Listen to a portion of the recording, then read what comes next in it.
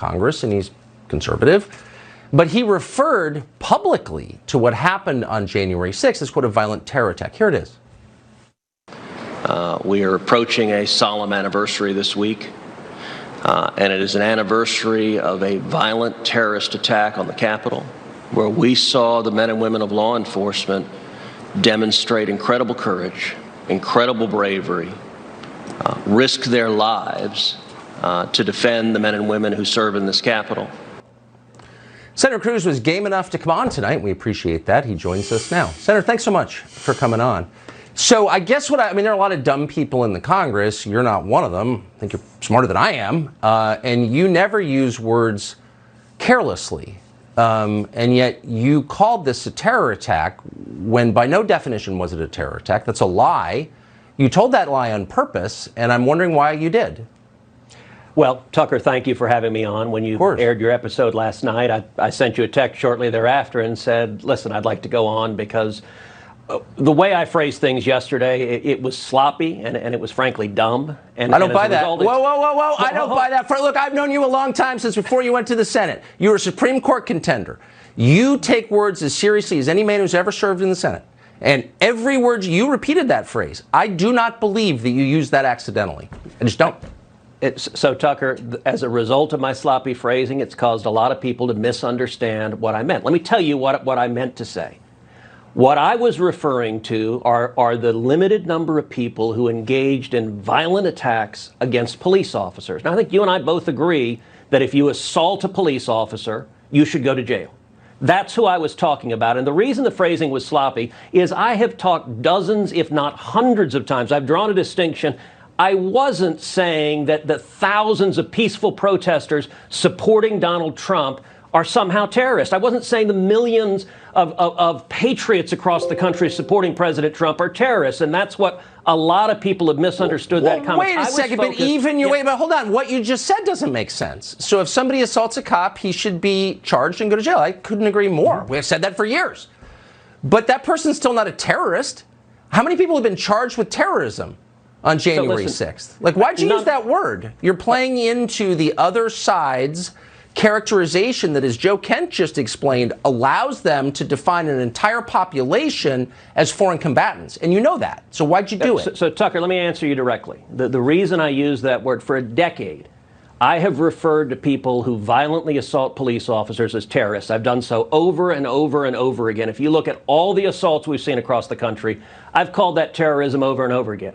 That being said, Tucker, I agree with you. It was a mistake to say that yesterday. And the reason is what you just said, which is we've now had a year of Democrats in the media twisting words and trying to say that all of us are terrorists, trying to say you're a terrorist, I'm a terrorist. And so, look, I don't like people who assault cops. And I stand up and defend cops. And the reason I use that word is that's the word I've always used for people that violently attack cops.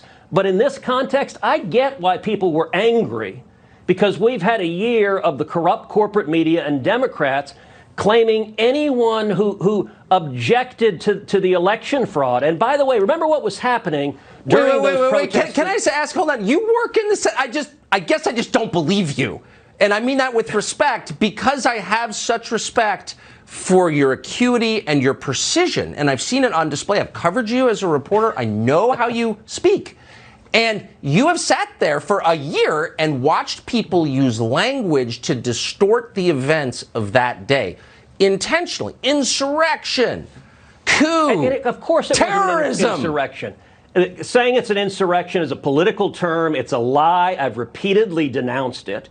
And when it comes to, look, I was focusing on what I normally say. That what you aired was a little 15-second snippet. What I normally say is violence is wrong, peaceful protest is right. If you engage in violence, you should be prosecuted. If you're speaking, you have a right to speak. I say that all the time. Well, I meant, and I agree. In that snippet.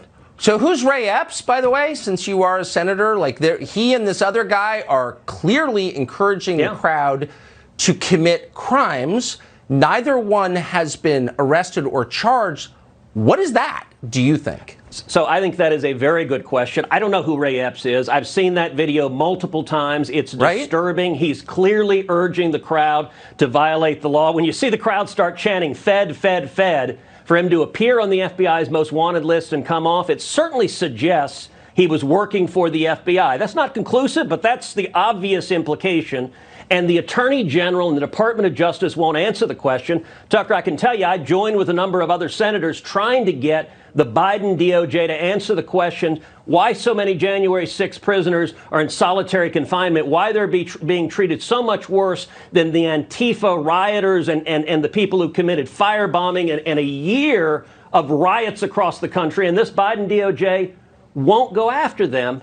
But let me also make a quick point, Tucker. Remember, while thousands of people were standing up to defend this country on January 6th, at that exact moment, I was standing on the Senate floor objecting to the election results, demanding that we impanel an election commission to consider evidence of voter fraud. And I brought together 11 senators to join me in supporting getting to the bottom of that. So, of course, it would be ridiculous for me to be saying that the people standing up and protesting to follow the law were somehow terrorists. I was talking about people who commit violence against cops, and you and I both agree, if you commit violence against cops, you should go to jail.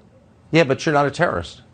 You know, you're not. You're a guy who assaulted a cop. Okay, so there's a legal difference, as you well know better than I do, since you were actually in the running for the Supreme Court.